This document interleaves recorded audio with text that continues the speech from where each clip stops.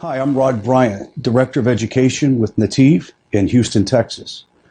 I'm happy to have had the opportunity to partner with YPS in this ambitious effort to bring worldwide knowledge of the Noahide laws to every person, to include our Jewish brothers and sisters. This first lesson is an introduction to the Jewish laws. Before we start this lesson, let me explain to you, there will be some words used during these 59 odd lectures or 60 lectures that will not be very familiar to you. If we come across a word, a Hebrew word, or a concept that is just so foreign that you really don't understand, please take time to email us and let us know what it is. Ask the questions and we will answer. The second opportunity that we have set up for you is Sunday evening at 4 p.m., we're going to do a Q&A session. We call it a schmooze session with Rod Bryant on Sunday evening at 4 p.m. Central Standard Time. It's a great opportunity to bring your questions, your comments, ideas that you would like to bounce off of other fellow Noahides from literally all over the world, from Australia to China, Europe, etc., South America, Central America, Philippines. And so with that being said, let's get into our first course, Introduction to Noahide Laws. Before we have a serious discussion of the introduction of Noahide laws, we must first examine the misconceptions and tragic histories associated with Judaism and its struggle for the last 2,000 years. Judaism is greatly misunderstood. Admittedly, Judaism appears strange when compared to other faiths, whereas Christianity and Islam and other religions seek adherence and openly preach and proclaim the trueness of their faiths. Judaism appears to do the actual opposite. It seems turned in on itself and quite unconcerned with the spiritual well-being of non-Jews. At least that was my perception when I began my journey from the Christian church to Torah Judaism. Judaism also seems to the outsider to be preoccupied with the minutiae of obscure laws. This has given rise to the myth that Judaism is a religion of justice devoted to the worship of an individual God. These misconceptions, for the most part, are the result of 1,800-year campaign of marketing and persecution by the church, who really sought to replace the original Torah with their own ideology. The Christian world invested tremendous effort in quashing Torah teachings and thought. They subjected Jews to persecution and exile, torture, and even death. Jews were forced into ghettos and frequently prohibited from teaching or printing Torah thought. As the oppressor outlawed Jews and non-Jews interactions, they simultaneously accused the Jews of being separatists and aloof. As the persecutors locked the ghetto gates, they accused the Jews of being secretive and insular. Precaution formed the basis for a propaganda that only fueled further harassment and discrimination. This condition was the norm for most of the Jews worldwide until only about 70 years ago. Since after the Jewish Holocaust, Jews have enjoyed religious freedom unlike anything ever experienced in the past 2,000 years. With the decline of official oppression and discrimination, it is now only that Judaism can be discussed and studied, taught freely. For the past 2,000 years, however, these matters could not be discussed openly and in a meaningful way. It is only recently that the Jewish community has been able to freely discuss the Torah's vision for the world. It is not a vision for Jews alone, but a vision for all mankind. At Sinai, Torah was revealed and given to the Jewish people. It sealed the covenant between the Jewish people and the Creator of the universe.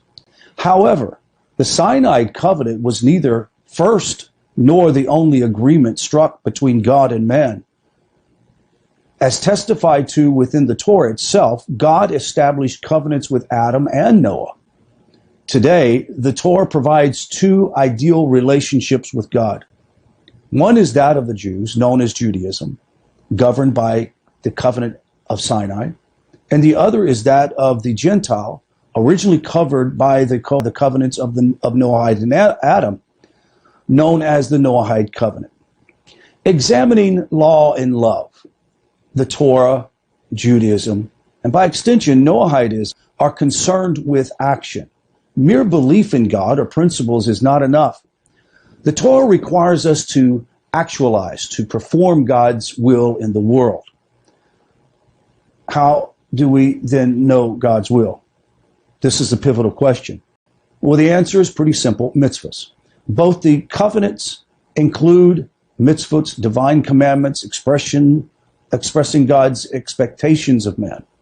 The covenant at Sinai included 613 mitzvahs, divine laws, and the Noahide covenant contains 7 categories of mitzvahs, which include about 70 particular laws or divine laws in total. Let me take a moment to ask a question. Why laws? Why not ethics? Why is not ethics good enough? Why is not being good enough? The Torah, as we shall see, contains both ethics and laws. Yet there is a big difference between laws and ethics. Ethics are guiding moral principles having broad application. They are values commonly held whose interpretation easily becomes subjective. Laws, however, are specifically divine guidelines that mold and create societies. Laws have the effect of putting everyone on the same page. They create commonality. Ethics need laws to impose structure, commonality, and to preserve their meaning. However, law without ethics is meaningless, but it isn't Judaism, or for the matter of fact, Noahidism, a religion of love. If the covenants are motivated by love, then why does God want us to follow the laws? The question itself is fundamentally flawed, but asked anyway. Creation was by default the ultimate act of love and kindness. As we will learn in later lessons, God created the universe in order to bestow goodness. Therefore, all of his actions are ultimately for the sake of our good and are acts of love. This concludes his covenants, both the Sinai and the Noahide covenant. The idea that love and law are opposites is a fiction and is part of the historical campaign of marketing and persecution discussed above when we talked about the church. The Roman Catholic Church long portrayed the Torah as a covenant of law while claiming that their religion is one of Torah love. The Torah views love and law as two sides of the same coin. Without any restraint and boundaries or guidance, love is a destructive force, smothering force. Similarly, strict, untempered justice is terrifying and unbearable. Law tempered by love and love tempered by law is God's ideal formula. The mitzvot, the divine commandments, give structure and expression to the underlying beliefs, ethics, and values of God's Torah. By fulfilling the mitzvahs, we connect and become part of our Creator's will. In this sense, the mitzvahs are far more than just laws. They are a direct means of connecting with the Holy One, blessed be He. Therefore, the mitzvahs must be studied, pursued, loved, and performed with tremendous joy and thankfulness for the opportunities that they present. From a metaphysical standpoint, the fulfillment of mitzvahs contributes to the rectification of God's commandments by fulfilling the mitzvahs. We draw the light of God into the world and bring it closer to perfection. Let's talk about the legal system in theory and in reality. The Torah is not only a religious system, but it is also a system of national, civil, and personal law. As with the systems of law, it carries penalties for violations. Throughout this course, we will frequently discuss the penalties for violating the laws, Noahide laws. These discussions are today partly theoretical. And the reason for knowing the penalties of a transgression is so we can compare the relative severity of a transgression. For example, a transgression with a light penalty is a lesser transgression than one that is of a severe penalty. For such a comparison, we can determine which course of action to take in a pressing circumstance. This same method of analysis is used by Jews in the study of Torah. Unfortunately, this discussion of penalties necessary to the study of Noahide laws has sometimes given the rise to anti-Semitic myths, and by circumstances could also strike fear in the heart of a non-Jew and bring tremendous misunderstanding. These are the most frequent questions that has been received and discussed by people inquiring about the Noahide laws, or someone who wants to criticize the Jewish approach to the non-Jews study in Torah. Here's one. Noahide law is discriminatory because it imposes death penalty for Noahides for any transgression of the Torah. Look, there are very few transgressions of Noahide law that incur capital punishment. And as we shall see, the Noahide laws include 7 categories of transgressions for which only about a dozen specific actions incur capital punishment. By comparison, Jewish law is about 35 categories which incur capital punishment, with over 100 specific transgressions for which a Jew could be put to death. Furthermore, Noahides are only executed via beheading and the quickest, most painless method of Torah-mandated execution. Of course, that probably doesn't bring any relief to you, but as I said before, this is a theoretical idea that we will discuss when we understand the mandate of execution or death in violating a specific law shows you the intensity of that law or the importance of that law. Jews, though, may be put and burned to death, strangled, stunned, or stoned, penalties that may not even be given to Noahides. Additionally, there are dozens of Jewish transgressions for which Jews are punished with 40 lashes. Jews may also receive karas, spiritual exertion, the most severe penalty found in the Torah. Of course, non-Jews do not receive lashes of karas, The Torah's legal system is much harsher in the judgment and treatment of Jews than non-Jews. The next question, will I be put to death for transgressing the Torah laws? The death penalty was only given under 3 circumstances. 1, it had to be in Israel. 2, when the Jews had full sovereignty over the land. And 3, when the Sanhedrin was fully functioning.